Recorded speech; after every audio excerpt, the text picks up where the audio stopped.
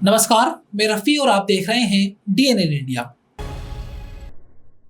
अजमेर दरगाह में शिव मंदिर होने के दावे को लेकर आज अजमेर के सिविल कोर्ट में भारतीय पुरातत्व सर्वेक्षण विभाग एएसआई और अल्पसंख्यक विभाग की ओर से पेश किए गए 2 प्रार्थना पत्र पर सुनवाई हुई। अब दरगाह कमेटी के प्रार्थना पत्र पर आगामी 6 सितंबर को सुनवाई की जाएगी। अजमेर दरगाह में शिव मंदिर होने के दावे को लेकर आज अजमेर के सिविल कोर्ट में भारतीय पुरातत्व सर्वेक्षण विभाग एएसआई और अल्पसंख्यक विभाग की ओर से पेश किए गए 2 प्रार्थना पत्र पर सुनवाई हुई। अब दरगाह कमेटी के प्रार्थना पत्र पर आगामी 6 सितंबर को सुनवाई की जाएगी। विभागों के वकीलों ने बताया कि याचिकाकर्ता विष्णु गुप्ता की ओर से नोटिस जिस तरह से देने चाहिए थे, सरकार को पक्षकार बनाना था, उन नियमों का पालन नहीं किया गया। इस पर गुप्ता के वकील संदीप की ओर से जवाब दिया गया कि यह ज्यूरिडिक्शन का मामला है और प्रार्थना पत्र जरूरी नहीं है। अब कोर्ट इस मामले में निर्णय करेगा। वहीं दरगाह कमेटी की ओर से याचिका खारिज करने के लगाए गए प्रार्थना पत्र पर सुनवाई आगामी 6 सितंबर को होगी। सुनवाई को देखते हुए कोर्ट परिसर में सिविल लाइंस थाना पुलिस के साथ ही अतिरिक्त पुलिस जाब्ता भी तैनात किया गया। याचिकाकर्ता विष्णु गुप्ता भी कोर्ट में मौजूद रहे। इस दौरान पत्रकारों से बातचीत करते हुए गुप्ता ने दरगाह कमेटी की ओर से पेश किए गए 7/11 प्रार्थना पत्र पर सुनवाई 6 सितंबर को होगी। वहीं भारतीय पुरातत्व सर्वेक्षण विभाग और अल्पसंख्यक विभाग की ओर से पेश किए गए प्रार्थना पत्र पर बहस हुई। उम्मीद है कि उनका प्रार्थना पत्र खारिज होगा। आज अजमेर दरगाह बनाम संकट मोचन महादेव मंदिर मामले में सुबह सुनवाई शुरू हुई थी। लंच से पहले और कुछ आर्गूमेंट उस समय हुए, 7:10 पे सुनवाई हुई थी। उसके बाद दोपहर 3:30 बजे के आसपास सुनवाई चालू हुई। 7:10 पे सारी सुनवाई पूरी हो गई। माननीय अदालत ने ऑर्डर रिजर्व किया है और वहीं 7:11 पर भी अब सुनवाई अगली डेट पे होगी और अगली डेट पर ही 7:10 का ऑर्डर आएगा और अगली डेट पर ही 7:11 पर सुनवाई होगी। और मैं मानता हूं कि 7:10 उनकी खारिज होगी। बिल्कुल हमारे वकीलों ने बहुत सारे साक्ष्य, बहुत सारी जजमेंट रूलिंग वहाँ बताई, माननीय अदालत को बताया। मुस्लिम पक्ष के वकीलों ने भी बताया, हमारे वकीलों ने भी बताया, न्याय संगत न्याय होगा। उनकी याचिका जो आपत्ति है वो खारिज होगी और मैं मानता हूँ 7:11 में उनकी खारिज होगी और खारिज होने के बाद सर्वे का रास्ता साफ होगा। जैसा कि हमने दावा किया है कि वहाँ संकट मोचन महादेव मंदिर था, वहाँ शिवलिंग था, जहाँ दरगाह भी मौजूद है। जब सर्वे होगा तो बहुत सारे साक्ष्य मिलेंगे और यही कहना चाहता हूँ कि सभी को बहुत बहुत शुभकामनाएं। जल्द ही ये केस आगे बढ़ रहा है। प्रार्थना पत्र सुने गए। मैं आज प्रस्तुत हुआ हूँ पक्षकार की तरफ, वादी की तरफ से। मैं संदीप कुमार, राजस्थान हाईकोर्ट जयपुर से। और यहाँ पर जो 2 प्रार्थना पत्र जो है, जो प्रतिवादी संख्या 2 और 3 थे, उनमें एक तो है एएसआई और दूसरा है अल्पसंख्यक विभाग। अब इन दोनों ने प्रार्थना पत्र पेश किया था कि हमने जो है नोटिस जिस तरीके से देने चाहिए और सरकार को पक्षकार बनाना था वो नहीं बनाए हैं। और जो है, लेकिन जिस नियम के अंतर्गत प्रार्थना पत्र पेश किया है वो ऑर्डर 7 रूल 10 है। ऑर्डर 7 रूल 10 सिर्फ ज्यूरिसडिक्शन से मतलब रखता है। हमने न्यायालय के सामने ये पक्ष रख दिया है, ये ज्यूरिसडिक्शन का मामला है, प्रार्थना पत्र पोषणीय नहीं है। लेकिन न्यायालय सुनने के बाद अपनी शक्तियों का प्रयोग करके किस तरह से आदेश पारित करेंगे, ये न्यायालय के क्षेत्राधिकार में है, हमारे नहीं। क्षेत्राधिकार पर प्रश्न नहीं उठाया गया है, तो इसलिए हमारा कहना है ऑर्डर 7 रूल 10 की एप्लीकेशन मेंटेनेबल ही नहीं है। आज अजमेर में न्यायालय में विष्णु गुप्ता द्वारा जो दरगाह को लेकर के वाद प्रस्तुत किया गया था उसमें सुनवाई हुई। पिछली तारीख पे प्रतिवादी ने जो ऑर्डर 7 रूल 10 सीपीसी का प्रार्थना पत्र प्रस्तुत करते हुए निवेदन किया था कि यह वाद चलने योग्य नहीं है और मेंटेनेबल नहीं है, इसलिए इसको लौटाया जाए। उसमें आज बहस हुई। बहस के दौरान प्रतिवादीगण ने बहस में उनके अधिवक्ता ने यही बात रखी कि सीपीसी का जो प्रावधान है सेक्शन 79, उसमें मैंडेटरी प्रोविजन है कि कोई भी वाद यदि किसी सरकार के विरुद्ध, चाहे वो स्टेट गवर्नमेंट हो या सेंट्रल गवर्नमेंट हो, उनके विरुद्ध प्रस्तुत किया जाता है तो उसमें उनको पार्टी बनाया जाना मैंडेटरी प्रोविजन है, जो कि इसमें नहीं बनाया गया था। आज एक तो ये तर्क रहा उनका, और सेक्शन 80 का जो notice before filing the suit दिया जाता है उसकी कंप्लायंस भी नहीं हुई है। इन्हीं तर्कों पे आर्ग्यूमेंट करते हुए अधिवक्तागण ने न्यायालय से निवेदन किया है कि ये वाद चलने योग्य नहीं है और वाद को लौटाया जाए, जिसमें दोनों पक्षों के बीच में बहस होकर माननीय न्यायालय ने इसको 6 सितंबर को ऑर्डर के लिए रखा गया है और इंशाल्लाह उम्मीद है कि 6 सितंबर को यही ऑर्डर आएगा कि ये बात चलने योग्य नहीं है और इसको खारिज किया। तारीख 6 सितंबर पड़ी है। देखें, पुलिस नहीं देखना आप कैसा वीआईपी ट्रीटमेंट दिया जा रहा है विष्णु गुप्ता को। उन्होंने कहा मेरे पे गोली चली, तो उसकी रिपोर्ट कहाँ सार्वजनिक नहीं हुई। मतलब जो भी एंटी मुस्लिम को केस करे और एंटी मुस्लिम एजेंडा लेकर आए, मस्जिद तोड़ दरगाहों के नीचे मंदिर देखे, हो बड़ा हाइप किया जाता है। ये 11 साल से हो रहा है। इट्स अ कम्युनल एजेंडा जो पूरे 11 साल से मस्जिद दरगाह खानगाहों को डिमोलिश किया जाता है, मॉब लिंचिंग की जा रही है। और ये एक ऐसी जगह है जब सभी धार्मिक लोगों की आस्था है उसको भी ख़राब किया जा रहा है, देश के कम्युनल हार्मनी को नुकसान पहुंचाया जा रहा है। एसआई भर्ती परीक्षा 2021 रद्द होने के फैसले के बाद पूरे प्रदेश के एसआई कैंडिडेट्स व उनके परिजनों में रोष व्याप्त है। आज परीक्षा में सेलेक्ट हुए अभ्यर्थियों व उनके परिजनों ने आरपीएससी के बाहर अपनी नाराजगी जाहिर की और राज्य सरकार से सेलेक्ट हुए एसआई के भविष्य के बारे में सोचने की बात कही। एसआई भर्ती परीक्षा 2021 रद्द होने पर परीक्षा में सेलेक्ट हुए अभ्यर्थी व उनके परिजनों ने आरपीएससी के बाहर अपनी नाराजगी जाहिर की। एसआई कैंडिडेट इंद्र सिंह ने बताया कि एग्जाम क्लियर हो गया, एफआईआर हो गई, फिर आगे क्यों बढ़ाया, क्यों फिजिकल लिया गया, क्यों इंटरव्यू हुए और क्यों ट्रेनिंग करवाई। सरकार बदली है, सरकारी मशीनरी नहीं। भर्ती रद्द करना कैसे मुनासिब है। एक दिन पढ़ाई छोड़ देते हैं तो 7 दिन पीछे हो जाते हैं। आज 4 साल हो गए। नए कैंडिडेट जो नियमित तैयारी कर रहे हैं उनकी बराबरी कैसे कर सकते हैं। फिजिकल स्टैंडर्ड्स भी बदल चुके हैं, अब उम्र हो गई है, कैसे कर पाएंगे। हमें डबल बेंच से उम्मीद है और सरकार भी साथ रहेगी, ऐसी आशा है। सेलेक्ट हुए अभ्यर्थियों का कहना है कि 1960 पदों की भर्ती पर 68 लोगों का फर्जीवाड़ा सामने आया, बाकी अभ्यर्थियों के साथ अन्याय हुआ है। एसआई कैंडिडेट हरेंद्र सिंह चौधरी के ससुर ने बताया कि उनका दामाद पटवारी में पहले से कार्यरत थे। एसआई परीक्षा में सेलेक्ट होने के बाद पटवारी पद से एसआई में ज्वाइन किया। पिछले 4-5 सालों से इसमें हैं और अब अचानक से भर्ती रद्द करने की सूचना से वे बेहद आहत हैं और राजस्थान सरकार से इस पूरे प्रकरण में पारदर्शिता बरतते हुए ईमानदार अभ्यर्थियों के भविष्य के बारे में विचार करने की बात कह रहे हैं। ट्रेनिंग कर चुके कई कैंडिडेट्स आरपीएससी पहुंचे और डबल बेंच में जाने की बात कही। एग्जाम में लिखित परीक्षा का वो हो गया था, एफआईआर वगैरह दर्ज हो गई थी, तो इस प्रक्रिया को आगे क्यों बढ़ाया गया, क्यों इनका हमारा फिजिकल लिया गया, क्यों हमारे इंटरव्यू लिया गया, क्यों हमें ज्वाइनिंग दी गई, क्यों हमें ट्रेनिंग दिया गया। सरकार बदली है ना, प्रशासनिक मशीनरी तो नहीं बदली है। मशीनरी वो की वो उस टाइम क्यों नहीं गहरी जांच हुई और उस टाइम क्यों नहीं कोर्ट में गए। अब जब हमारे 2-2 साल हो गए इसमें और उसके बाद में आप बोल रहे हो कि ये भर्ती नहीं है, हमारी ज्वाइनिंग है, उसको आप रद्द करना चाह रहे हो, ये कैसे मुनासिब होगा। बंदा एक दिन पढ़ाई छोड़ देता है तो 7 दिन पीछे चला जाता है। आज 4-4 साल बाद हम पढ़ाई से दूर होके और बोल रहे हैं जो नए कैंडिडेट जो कंटिन्यू तैयारी कर रहे हैं उनकी बराबरी हम कैसे कर पाएंगे। हमारे बच्चों का जो फ्यूचर है वो हमने सेव करने की कोशिश की है, उसका क्या होगा। हम तो स्टैंडर्ड भी सर हमारा वो नहीं रहेगा। आर्मी में मैं एक्स आर्मी हूँ, आर्मी में 30 साल बाद में फिजिकल में 2 मिनट का टाइम मिलता है और 40 साल का होने के बाद में 5 मिनट टाइम मिलता है। अब हम और 40 हो गए, यानी कि 44-45 के और 45 के बाद में फिजिकल होता ही नहीं। हम फिजिकल कैसे कर पाएंगे अभी। तो ये सब चीज़ें देखते हुए हमें जो उम्मीद है डबल बेस से कि वो हमारी सुनवाई करेगी और सरकार भी हमारे साथ रहेगी। कि जो फैसला आया है वो हमारे तो खिलाफ है बिल्कुल भी। देखा जाए तो 859 पदों की भर्ती थी, उसमें से अभी तक इन्होंने 68 लोगों को पकड़ा गया है और बाकी जो बचे हुए कैंडिडेट है उनका क्या होगा। अगर इनको न्याय भी करना है, न्यायालय का काम न्याय करना है, अगर इनको न्याय करना है तो सबके साथ न्याय करो। ये कौन सा न्याय हुआ।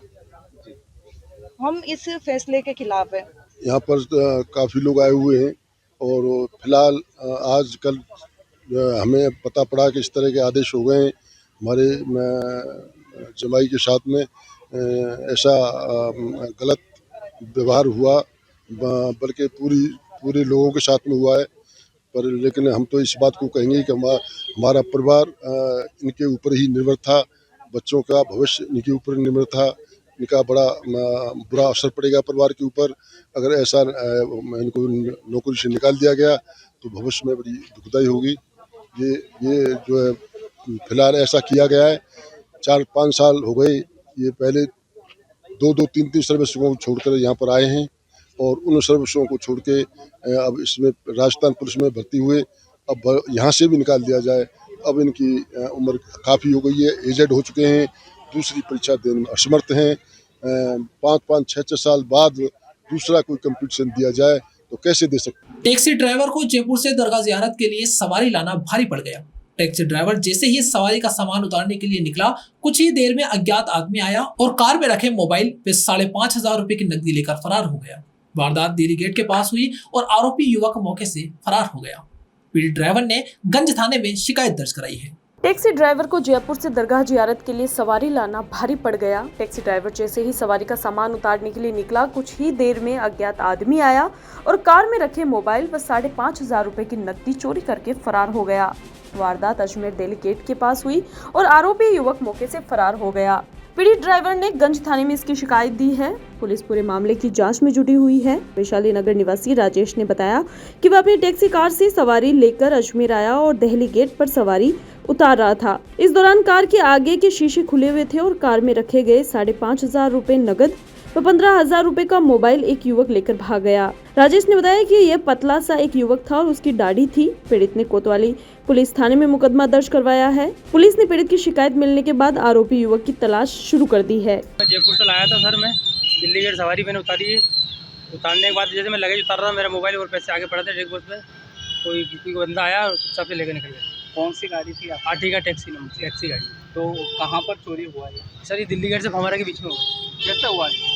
बस गाड़ी पे लगेज उतार रहा था मैं सर, तो पीछे से कोई सामने से आगे कांच खुले थे आगे वाले, वहाँ से निकाल के ले गए। क्या वक्त आपने देखा उसको? हाँ देखा मैंने जी, पतला सा दाढ़ी वाला था। वो टेम्पर ने बोला कि वो भाग रहा है, वैसे को भागा। मैंने जब फोन चेक किया। कौन सा थाने में जी कंप्लेन आपकी? ये गंज थाने में। कैश भी था? हाँ कैश। कितना? 5500 रुपये। और मोबाइल कितने का है? मोबाइल 15,000। यहाँ रुकने एक छोटे से ब्रेक के लिए, जल्द हाजिर होंगे खबरों के नए सफर के साथ। कैंसर बीमारी ही ऐसी है, चिंता तो होगी ना। लेकिन अब अपनी चिंता को बदलो विश्वास में, क्योंकि आदिनाथ कैंसर मेडिसिटी में है रेडियोथेरेपी, कीमोथेरेपी और कैंसर सर्जरी के उपचार के साथ आधुनिक सुविधाएं भी। विजिट करें आदिनाथ कैंसर मेडिसिटी एट चाची आवास अजमेर।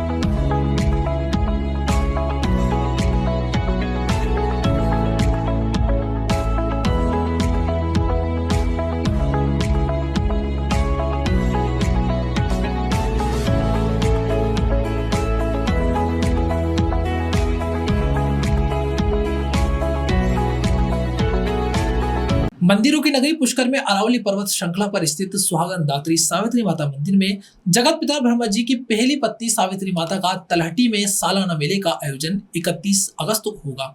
आज माता के दरबार में जागरण का आयोजन किया जाएगा।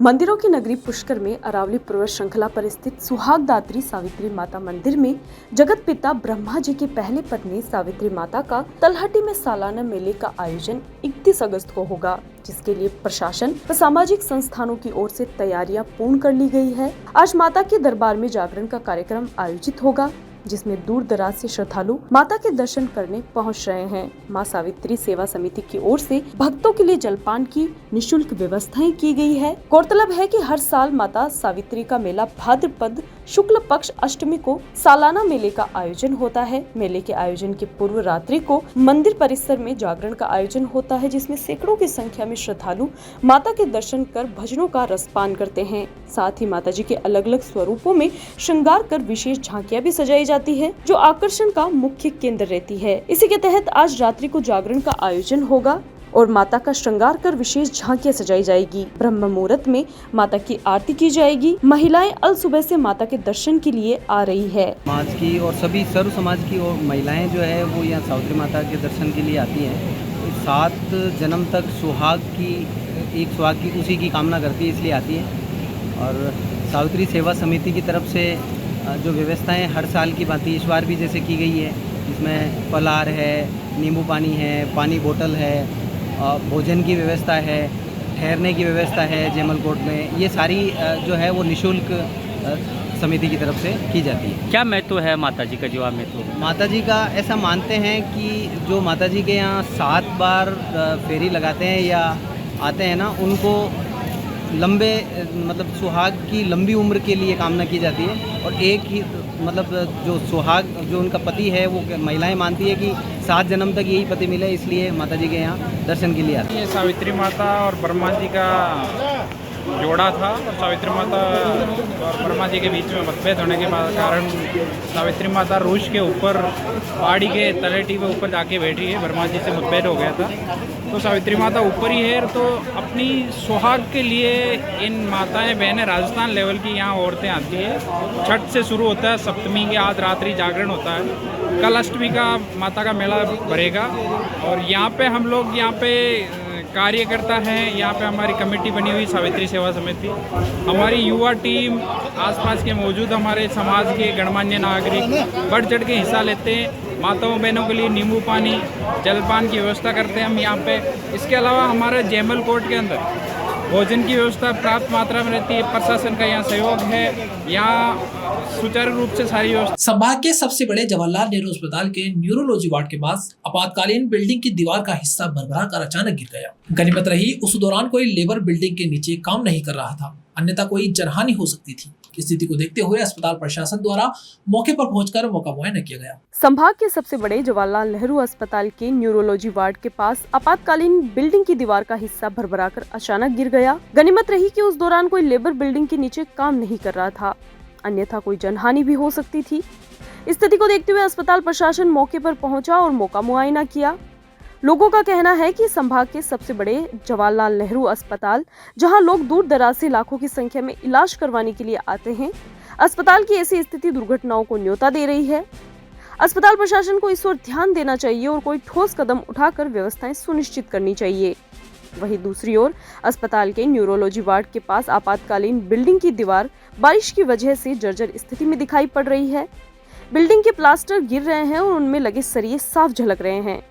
लोगों ने प्रशासन से इस ओर ध्यान देने की बात कही। देखने को मिला कि जनरल हॉस्पिटल के मेन कैजुअलिटी के सीधे हाथ में और उंधे हाथ पे की तरफ आज एक अचानक छज्जा गिरा। नीचे लेबर काम कर रही थी, कोई बड़ा हादसा हो सकता था, मगर लेबर नहीं थी यहाँ पे। तो हमारा प्रशासन से ही मांग है कि ये जो इस ओर ध्यान दिया जाए, और किसी पे अगर ये मलबा गिर जाता सर पे तो गंभीर चोट आ सकती थी, इसमें कोई शक नहीं है। और हॉस्पिटल प्रशासन को चाहिए इस ओर ध्यान दे, और जवाबदार चाहे PWD हो या कोई प्राइवेट ठेकेदार हो, वो इस ओर ध्यान दे। प्रशासन के लोग आए हुए हैं, देख रहे हैं, जगह को मौका मुआयना कर रहे हैं, और जनता की मांग यही है कि इस ओर ध्यान दिया जाए। संभाग का सबसे बड़ा हॉस्पिटल अगर इस हाल में अगर ये हॉस्पिटल में हो रहा है तो गलत। प्रशासन को चाहिए कि इस ओर ध्यान दे, रिपेयरिंग या जो भी हो रही है या उसकी जवाबदारी तय करे जो भी यहाँ पे PWD या ठेकेदार जो है, संबंधित ठेकेदार।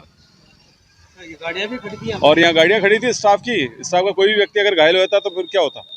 इसीलिए हमारा तो निवेदन है कि प्रशासन ध्यान दे इस ओर और इसको जल्द दुरुस्त कराए, और अगर कोई कार्रवाई बनती है तो कार्रवाई भी करे। जनहानि तो नहीं हुई, पर छज्जा जो ऊपर से वो गिरा सीमेंट के बड़े बड़े ब्लॉक जैसे।